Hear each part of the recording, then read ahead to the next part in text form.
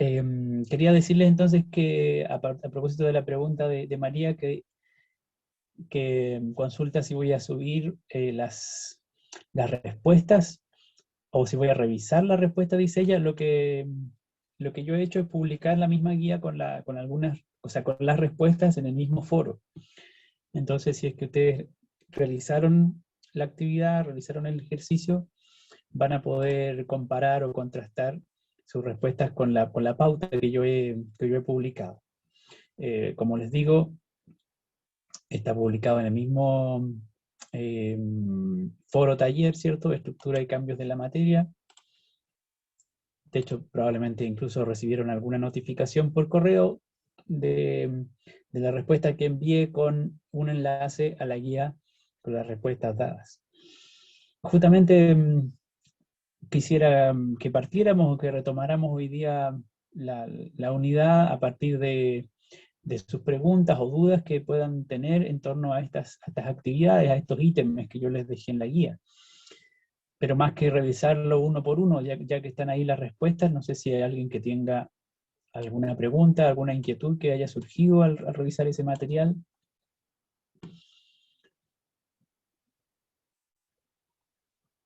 Básicamente, ¿cierto? La guía lo que les pedía era aplicar alguna de las nociones que tenemos en relación a la estructura de la materia y sus cambios, o sea, por lo menos al nivel que lo hemos revisado en este curso.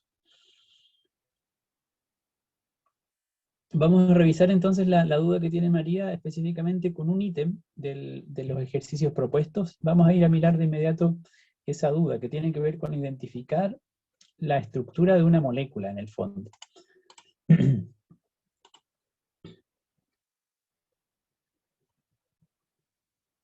Voy a colocar la guía de inmediato.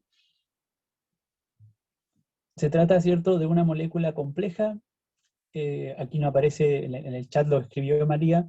Vamos a ver de inmediato que se trata de una molécula que tiene átomos de hidrógeno, azufre y oxígeno. Un segundo, voy a ampliar la imagen.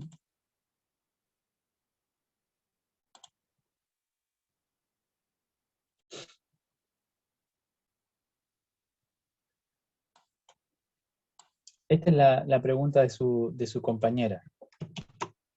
Bueno, aquí estamos viendo ya la pauta con respuesta, así que ahí se puede chequear directamente, ¿cierto?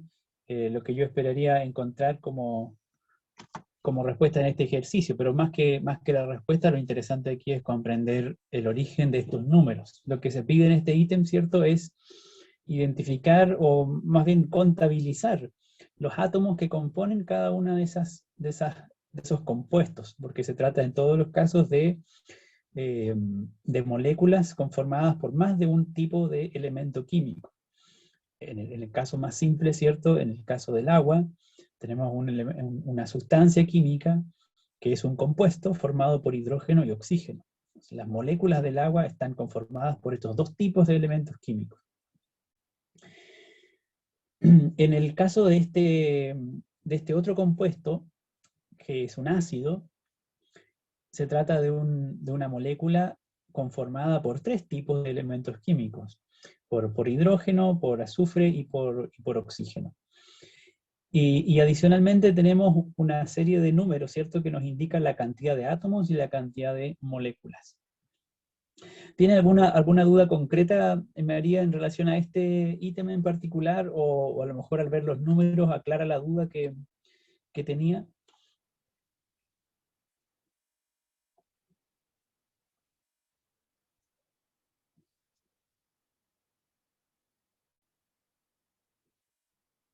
Si era 49 o 32, de acuerdo. Bueno, ese número, ¿cierto?, que en este caso, como dice la pauta, es 49, corresponde a la contabilización total de átomos que hay en la molécula. Y yo supongo que la diferencia que observa María entre 49 o 32 proviene de asociar el número 7 que aparece al inicio de la fórmula con uno o con más átomos, es decir, con uno o más de los elementos químicos que están aquí señalados. Este ácido, efectivamente, es una molécula. Cuando decimos una molécula, estamos hablando de simplemente los compuestos, o sea, los elementos químicos asociados sin ningún índice adelante. Si es que aquí yo saco el 7, si es que lo borro, entonces tengo una molécula de este compuesto, de este ácido. Podría anotarlo también poniendo un 1 adelante, pero como ese 1 está en el fondo multiplicando, porque está diciéndome cuántas veces tengo esta molécula, entonces en general el 1 no se coloca porque es el elemento neutro de la multiplicación, entonces se escribe así nomás, una molécula. En cambio, cuando agrego un 2, ahora tengo dos moléculas de este compuesto. Y el compuesto está conformado por esos tres elementos químicos, pero esos elementos químicos se encuentran en diferentes cantidades, ¿cierto? Volviendo atrás, en una única molécula de este compuesto tenemos dos átomos de hidrógeno, que es lo que está señalado por este subíndice. El subíndice 2 solo se aplica al elemento químico que está antes, en este caso el hidrógeno. Tenemos un átomo de azufre. Fíjense que no hay ningún subíndice después de la S, por lo tanto hay un único átomo de azufre en este caso. Y oxígeno tiene un subíndice 4, por lo tanto nos indica que hay 4 átomos de oxígeno en esta molécula. Es decir, la molécula de este ácido incluye 2 átomos de hidrógeno, un átomo de azufre y 4 átomos de oxígeno.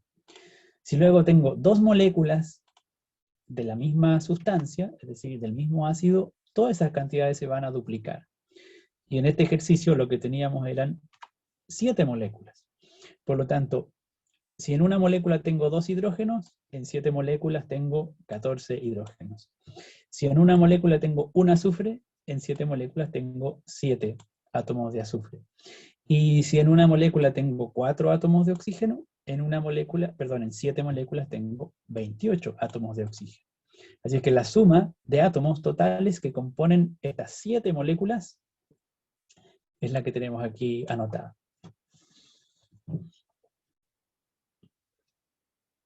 ¿Alguien tiene alguna otra comentario o duda a propósito a lo mejor de este mismo ejercicio?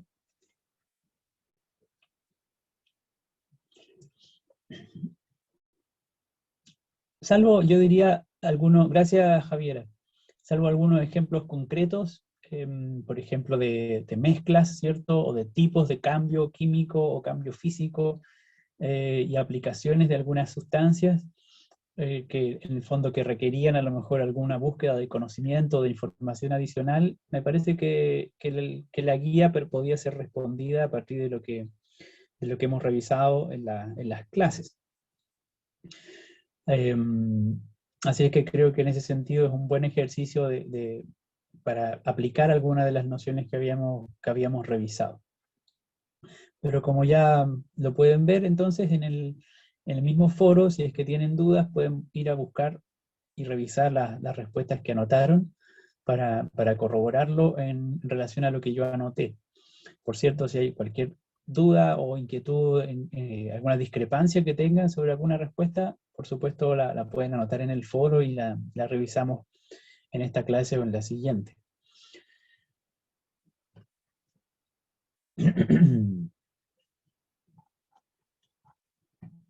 ¿Alguna otra comentario, pregunta? ¿Está disponible el tiempo para eso?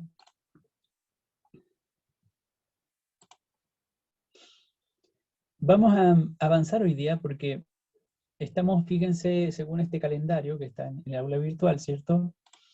Estamos, como les decía, en la parte final de la unidad 3, que se ha prolongado un poco más por el cambio de programación. Y mi expectativa es poder presentarles un trabajo de evaluación de esta unidad este jueves, en la próxima clase.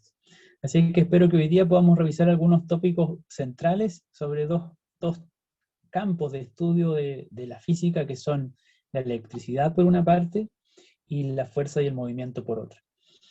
Dicho eso, les comparto que que tengo algunas dudas todavía sobre cómo vamos a finalizar la siguiente unidad o cómo va a finalizar el curso, por dos razones. Una, porque según el calendario oficial de la universidad, seguramente ustedes lo saben, está prevista una semana de retroalimentación para junio, que también supone una pausa o por lo menos una ralentización de la progresión de los cursos.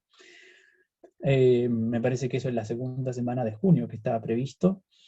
Y por otra parte, este mes, hasta el minuto, hay un feriado largo que corresponde a un día lunes, pero entiendo yo que en el Congreso se está aprobando un segundo feriado largo o un segundo lunes feriado para este mes. Y eso eventualmente va a implicar tener, por supuesto, menos clases. Así es que en vista de cómo se resuelva eso, es posible que tenga que hacer un ajuste mayor en la etapa final del curso, ¿ya? Pero se los comentaré cuando haya más claridad sobre ese horizonte, y por ahora, como les digo, quisiera avanzar en estos dos tópicos, tomando algunos conceptos generales o centrales más bien de cada tema, y de ahí proponerles un par de actividades que podamos realizar durante la clase o al finalizar la clase.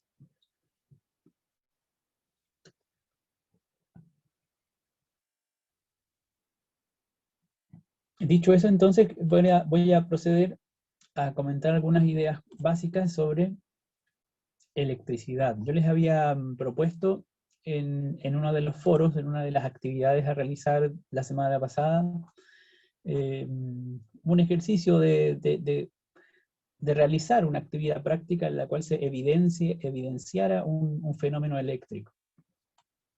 Y eso porque, bueno, la electricidad efectivamente se trata de un fenómeno muy presente en nuestra vida cotidiana.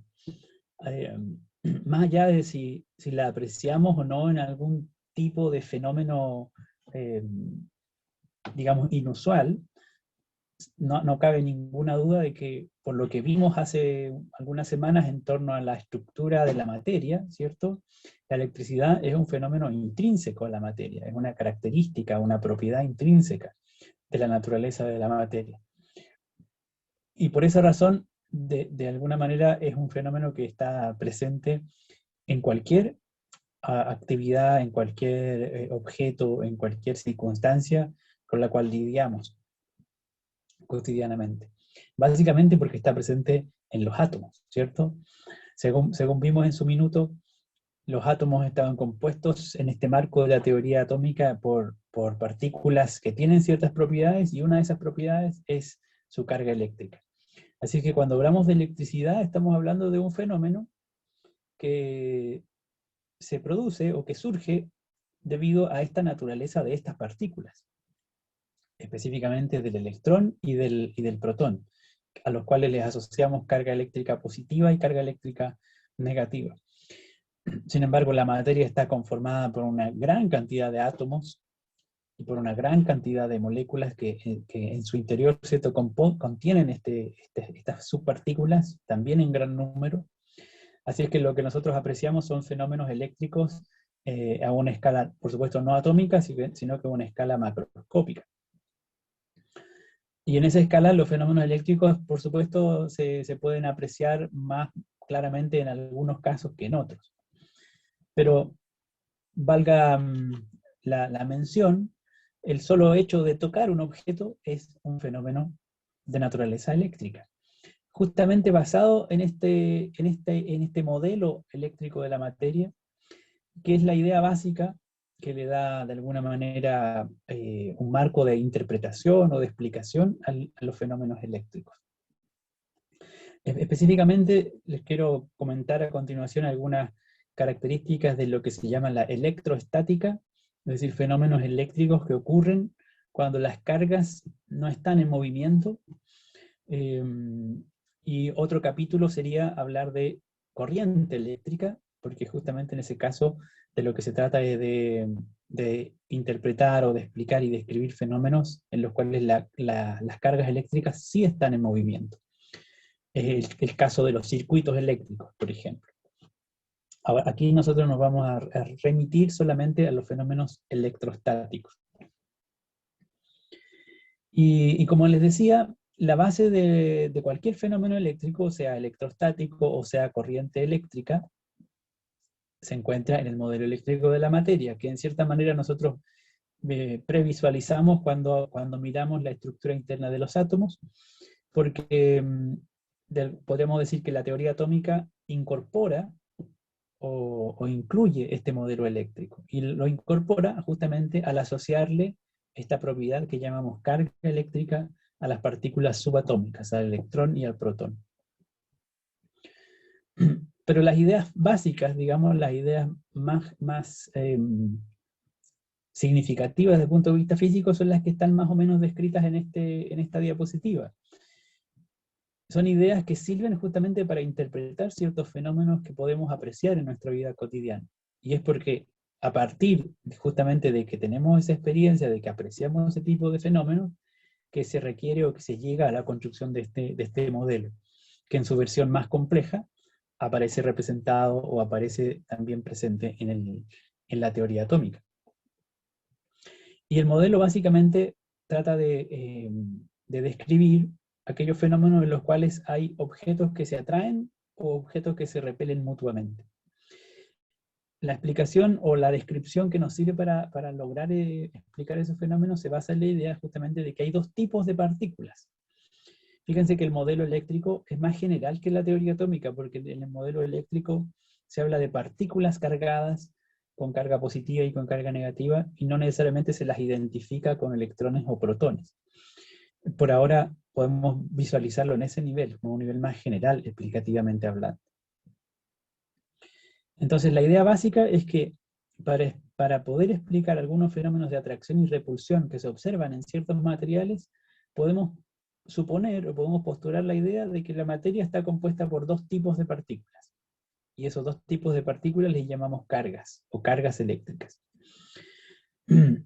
Dicho sea de paso, ustedes saben que la denominación eléctrico proviene justamente de un efecto, podríamos decir, eléctrico macroscópico, de la experiencia muy antigua, de la época griega, que se describía el fenómeno en la cual se podían atraer ciertos materiales utilizando trozos de ámbar, esta resina de árboles que se ha petrificado y que justamente es una especie de mineral, ¿cierto?, que adquiría la propiedad para atraer objetos o materiales de distinto tipo. Y justamente ocurre que en griego, ámbar se dice electron, es decir, la palabra griega para decir ámbar es electron. Así que cuando hablamos de un modelo eléctrico, lo que hacemos justamente es referirnos al modelo que nos serviría para explicar lo que se observa en el caso del ámbar, que luego, por supuesto, con los estudios posteriores y el desarrollo científico, se convierte en un modelo mucho más general. No es solamente el fenómeno que le acontece al ámbar o al electrón, sino que es un fenómeno que está presente en todo tipo de material, de distinta manera, por supuesto. Ahora, la gracia de que el modelo suponga la presencia de dos tipos de partículas es que estas partículas tienen un comportamiento característico. Y entonces podemos asociar la propiedad que se llama carga eléctrica de estas partículas a los materiales que están conformados por estas partículas. Así entonces, si es que hay dos tipos de partículas en la naturaleza, se puede decir que cuando esas partículas están equilibradas en un cuerpo, entonces el cuerpo está eléctricamente neutro, porque habría tantas partículas positivas como partículas negativas. En cambio, si es que hay un desbalance de tipo de partícula, si es que hay más cargas positivas o más cargas negativas, entonces se dice que el cuerpo está electrizado. Y la propiedad fundamental que se manifiesta a nivel macroscópico de estas partículas es que se pueden atraer o se pueden repeler. Y la regla a la cual responden, ¿cierto?, estas partículas positivas y negativas es que cuando se encuentran en presencia de cargas del mismo tipo o de partículas del mismo tipo, entonces hay repulsión eléctrica, y cuando se trata de partículas de distinto tipo, entonces hay atracción eléctrica. Adicionalmente, el estudio fenomenológico de los materiales y de los tipos de carga muestra que mientras más cerca se encuentran estas partículas cargadas, entonces mayor o más fuerza se encuentra en su atracción o repulsión, en su interacción. Y mientras más distantes se encuentran, entonces menor es la intensidad de la interacción. Esto es, bueno, en síntesis, la llamada ley de los signos, ¿cierto? Que se aplica al modelo eléctrico de la materia. Cuando decimos cargas, partículas de dos tipos, por supuesto son dos tipos genéricos, es decir, arbitrarios, e históricamente en algún minuto se asoció a un cierto tipo de partícula, a un cierto tipo de sustancia, se dijo de ella que tenía una carga positiva, y las partículas que eran atraídas se les dijo que eran cargas negativas, de manera que arbitrariamente se asocian estas etiquetas, positivo y negativo. Lo importante es que desde el punto de vista del modelo, hay dos tipos de partículas que se comportan de esta forma. Cuando son del mismo tipo se repelen, y cuando son de distinto tipo se atraen. Por supuesto, nosotros ahora ya podemos asociar, dada la teoría atómica, podemos asociar la carga positiva a los protones y la carga negativa a los electrones. Pero esto es una derivación, digamos, teórica, mucho más compleja que este modelo que podríamos decir es más fenomenológico. Se obtiene a partir de la observación de ciertos fenómenos y se utiliza justamente para explicar o describir esos fenómenos. Y cuando digo fenómenos, bueno, solamente me estoy refiriendo a cuestiones sencillas, como les decía, el caso del ámbar que atrae a otros materiales, o en algunos ejemplos cotidianos de nuestra vida, en la cual, por ejemplo, se eriza el pelo cuando entramos a una habitación, o cuando frotamos un globo y ese globo lo podemos adherir a una pared, por ejemplo. Entonces, se trata justamente de fenómenos cotidianos que pueden obtener una explicación o una descripción haciendo uso de este modelo eléctrico. Desde el punto de vista de la representación, entonces podemos también hacer un modelo gráfico de este modelo eléctrico, una representación gráfica del modelo eléctrico de la materia, pensando en que estos tipos de partículas, positivas y negativas, se distribuyen de distinta manera en los objetos. Así es que en estas representaciones lo que vemos justamente son objetos abstractos, por supuesto, y claramente podemos establecer una especie de convención para poder identificar los estados eléctricos de los cuerpos o de los objetos. Así, por ejemplo, decíamos, cuando en un objeto o en un cuerpo se encuentran equilibradas las partículas positivas con las partículas negativas, entonces decimos que es un objeto o un cuerpo neutro.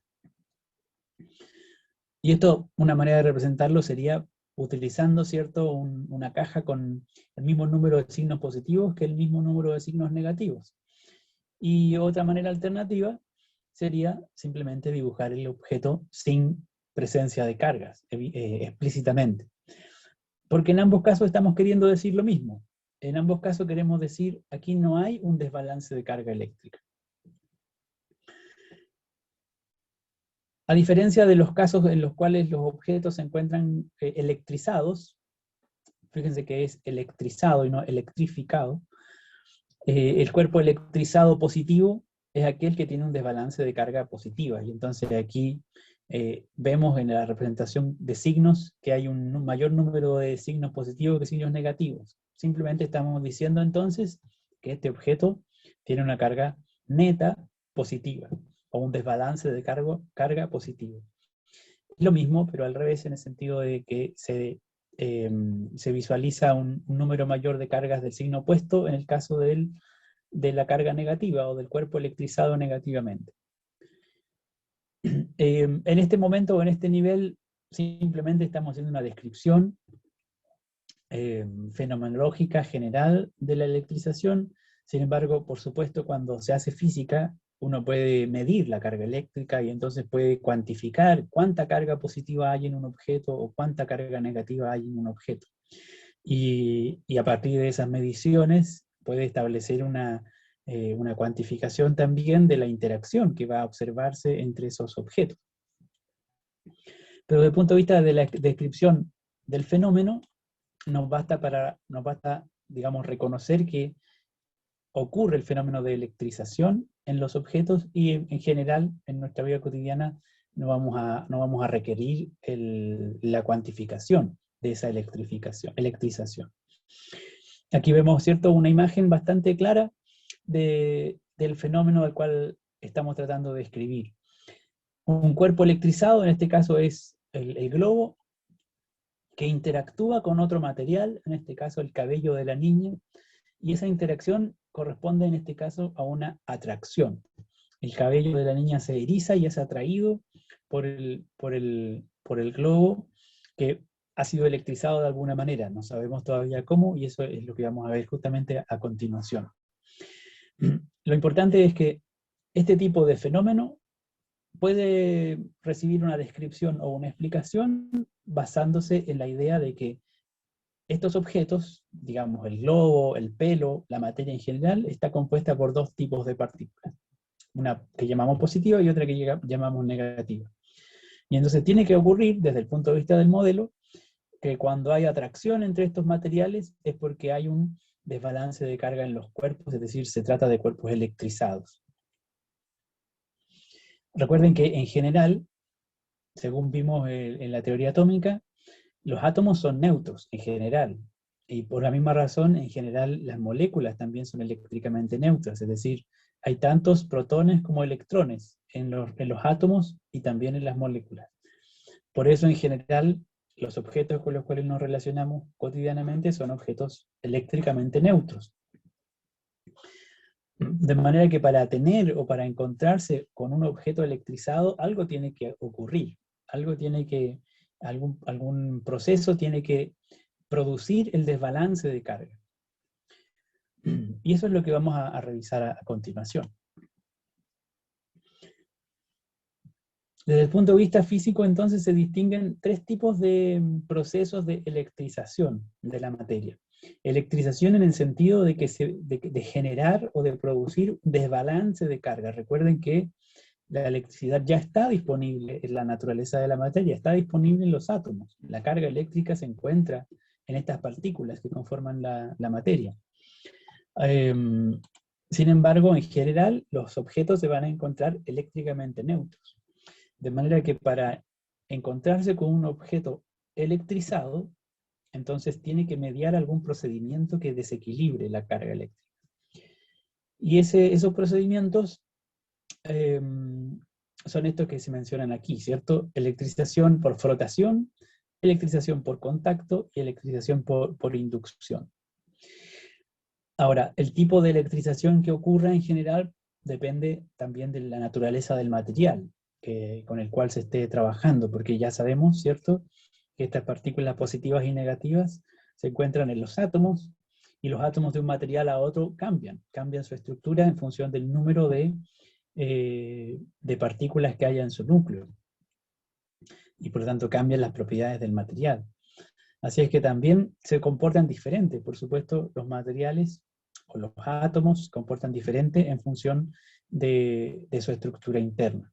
Y así entonces vamos a encontrar algunos materiales que llamamos aisladores, porque no conducen la electricidad en el sentido de que las cargas eléctricas no se pueden mover en su interior, mientras que hay otros materiales que llamamos conductores, porque en su interior sí puede ocurrir movimiento de cargas eléctricas.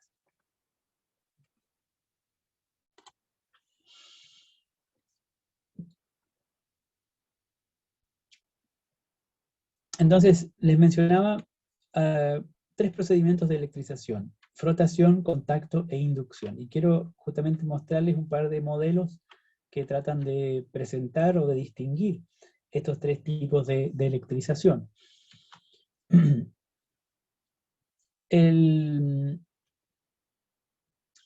Bueno, quizá el modelo más simple,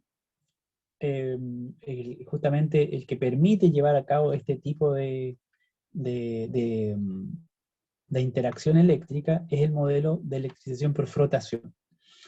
En esta representación vemos un caso en el que tenemos dos objetos en el cual apreciamos cargas eléctricas representadas por signos, negativos y positivos. Pero en la varilla aquí tenemos que tiene que está introduciendo esta mano, ¿cierto? Hay una varilla de algún material que desconocemos, podría ser una varilla de vidrio, por ejemplo, o una varilla plástica, etcétera. Y tiene un desbalance de carga en el sentido que vimos en la representación anterior, porque aquí vemos algunas cargas negativas. Entonces, antes de ver qué es lo que pasa con la interacción entre estos objetos, tenemos que preguntarnos cómo llegaron esas cargas negativas a esta varilla. Y eso es lo que vamos a llamarle electrización por frotación. Pero antes de que se interrumpa la sesión, voy a desconectarme para continuar de inmediato y así evitamos la pausa inesperada, ¿ya? Así es que voy y vuelvo enseguida.